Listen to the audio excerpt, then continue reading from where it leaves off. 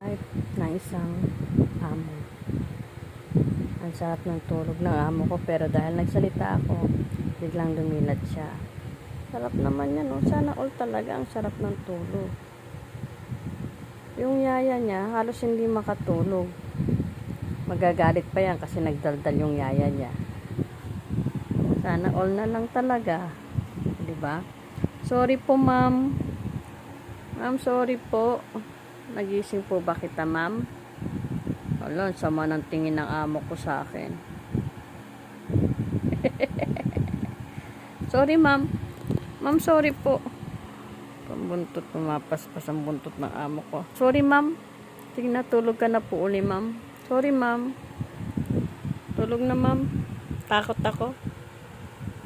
Takot ako. Ang sama talaga ng tingin ng amo ko. Good morning, mama. Ay, masama talaga ang tingin. Good morning, Chaba. Good morning. Ayaw talaga. Amboga, mama. Bulugo mo. Tama na, tamama. Dito, tamama.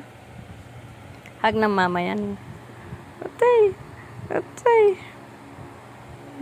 Uy, ang sarap naman. Nagunat pa yung amo ko. Atay, ang tulog na ulit. That's the life ng isang amo. Gigil mama dyan eh. Tulog na ulit siya. Sorry po, istorbo ng yaya yung amo.